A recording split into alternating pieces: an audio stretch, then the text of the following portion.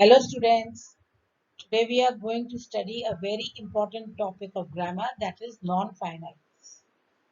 So non-finites, what are they and what things come under it, how you have to understand, let's study.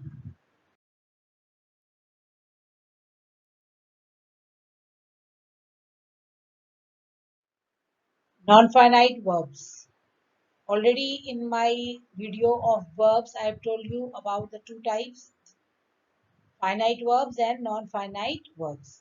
Finite verbs already I have done in detail, so you can see that video. And this video is on non-finite verbs. A non-finite verb is a verb that does not show tense. In other words, you cannot tell if a sentence is in the past tense, present tense or future tense by looking at a non-finite verb. तो non-finite verb जो है इसका tense से कुछ भी लेना देना नहीं है, ठीक है. Therefore, a non-finite verb is never the main verb in the sentence. इसीलिए वो कभी भी main verb के रूप में नहीं आता है. तो सबसे पहले आप ये समझ लीजिए कि non-finite verbs को अगर आप बहुत इजी तरीके से समझने की कोशिश करें कि जो हमारे पार्ट्स ऑफ स्पीच होते हैं 8, वो कंप्लीट नहीं होते हैं, बहुत सारी चीजें और चाहिए होती हैं, तो इसीलिए ये नॉन फाइनाइट वर्ब्स को बनाया गया. ये डबल पार्ट्स ऑफ स्पीच भी कहते हैं, इनका दूसरा नाम डबल पार्ट्स ऑफ स्पीच भी है. तो ये जो नॉर्मल वर्ब्स काम करती है उनसे हट के काम करती है. थोड़ा सा इसको आपको समझना पड़ेगा कि जो नॉन फाइनाइट वर्ब है वो कभी भी मेन वर्ब के रूप में नहीं आते, और जब वो मेन वर्ब नहीं रहेंगी सेंटेंस में तो कभी भी टेंस या जेंडर या केस या किसी भी चीज की तरफ इशारा नहीं करेंगे, ठीक है. इनका डबल फंक्शन है, इनका दूसरा फंक्शन है जिसको हमको समझना है. इजी वर्ड्स में मैंने आपको ये बताया, ठीक है. अब आप देखिए, there are 3 types of non finite. 3 type की नॉन फाइनाइट होती हैं. जेरंट्स, करेक्ट प्रोनाउंसिएशन जेरंट्स है, जेरंट्स. इन्फिनेटिव्स और पार्टिसिपल्स. तो ये 3 को आप याद कर लीजिए कि ये डबल पार्ट ऑफ स्पीच के अंतर्गत आती हैं, ओके. और इनका मेन वर्ब से कुछ भी लेना देना नहीं है. They are not the action verbs actually, okay. इनके क्या फंक्शंस हैं, इनको हम कहाँ यूज करते हैं, वन बाय वन हम करेंगे. और ये बहुत इंपॉर्टेंट है जब हम सब्जेक्ट और वर्ब के एग्रीमेंट की बात करते हैं, जब हम करेक्ट सेंटेंस फॉर्मेशन की बात करते हैं, ठीक है. तो ये सब चीजें उसमें बहुत इंपॉर्टेंट रोल प्ले करती हैं.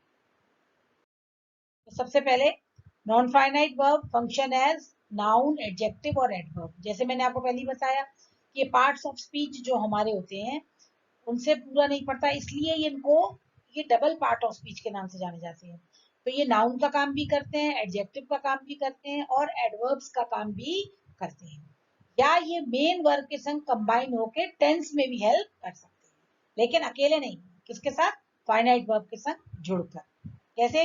देखिए, जैसे ये जेरेंट्स है, पार्टिसिपल्स एंड इन्फिनेटिव्स, ठीक है. तो जेरेंट जो देखिए नाउन का काम करता है, पार्टिसिपल जो होता है वो एडजेक्टिव्स का काम करता है और इन्फिनेटिव्स जो है वो एडवर्ब का काम करते हैं.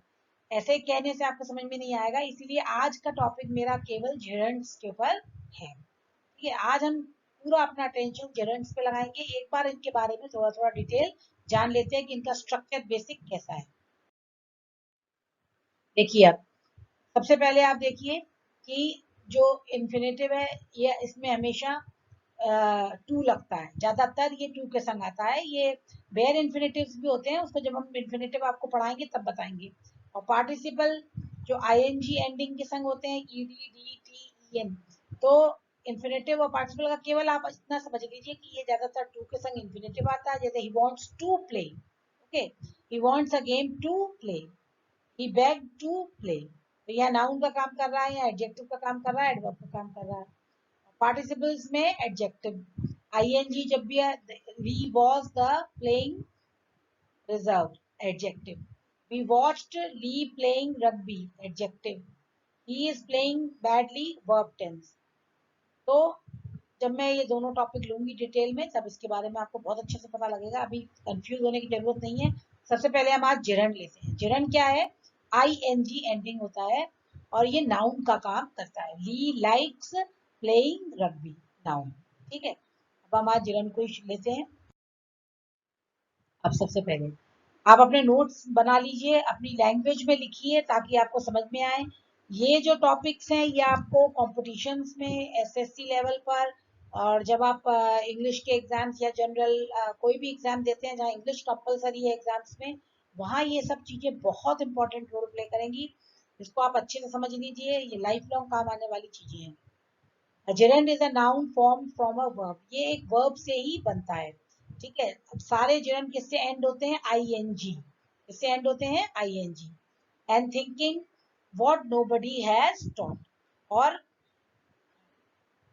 discovery consists of seeing what everybody has seen and thinking that nobody has taught। तो आप देख रहे हैं discovery consists of seeing, किस चीज की बात कर रहे हैं हम यहाँ पर? seeing की बात कर रहे हैं, ठीक। What everybody has seen and thinking what everybody has thought। I have never taken any exercise except sleeping and resting। ये आप ये देख रहे हैं, मैंने यहाँ पे gerunds को अंडरलाइन किया है, ये ing के संग आए हैं, ठीक है। अब नेक्स्ट हम देखते हैं, gerund maintain some verb like properties।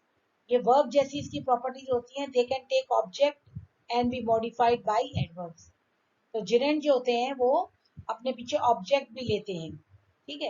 And modified by adverbs, और इनको एडवर्ब्स मॉडिफाई करते हैं। एडवर्ब्स क्या होते हैं? Words which add meaning to verb. Therefore a gerund will appear in a gerund phrase। तो gerund phrase में आपको मिलेंगे, which consist of the gerund and any objects and modifiers। In these examples the gerund phrases are underlined, the gerunds are highlighted and the main verb finite is in bold। अब आप देखिए, अब ये देखिए इसमें gerund is making something out of nothing and selling it। art is, art क्या है? it is making something out of nothing and selling it।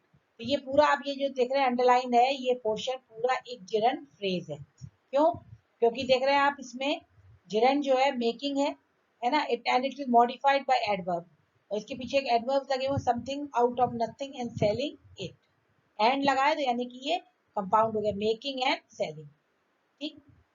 तो ऑब्जेक्ट और modifier, clear. I started by photographing, ये देखिए photographing birds in my garden.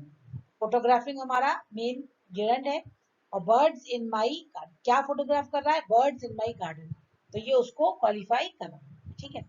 अब इसको और अच्छे से समझने के लिए आपको आगे बढ़ना पड़ेगा। देखो gerunds का डेफिनेशन क्या है कि ये ing के संग हमेशा आते हैं, है ना, जैसे थिंकिंग, प्लेइंग, पेंटिंग, ईटिंग। इसकी बेसिक फॉर्म है, ये वर्ब से ही बना है ना। इसका में बच्चों को कंफ्यूजन क्या होता है कि ये बना तो वर्ब से है और काम किसका कर रहा है? नाउन का, ठीक है। क्योंकि ये टोटली न्यू कॉन्सेप्ट है आपके लिए, क्योंकि शायद आपने अभी तक ये नहीं पढ़ा होगा gerund वगैरह, तो इसलिए इसको समझने के लिए थोड़ा सा अच्छे से ध्यान से सुनिए। की प्रॉपर्टीज क्या है? Unlike a normal noun a gerund can modified by an adverb and take an object. तो जो बाकी नॉर्मल लाइन है उनकी तरह gerund भी एक क्या ले सकता है अपने पीछे? gerund can modified bye adverb, है ना, एडवर्ब से वो मॉडिफाई हो सकता है, एंड टेक एन ऑब्जेक्ट। जैसे उसने कहा, ये देखिए carefully painting the fence. Carefully हमारा क्या है? ये एडवर्ब है यहाँ पर, और पेंटिंग क्या है? हमारा gerund है, और ऑब्जेक्ट हमारा क्या है? फेंस, ठीक है। तो ये क्या कर रहा है यहाँ पर?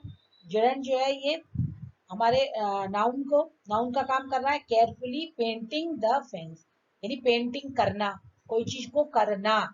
तो जब भी ना आता है तो आपको पता है वो नाउन में बन जाता है ना, जैसे यहाँ पर एडवर्ब टेक एन ऑब्जेक्ट। अब इसके फंक्शंस क्या है? As a subject of a verb,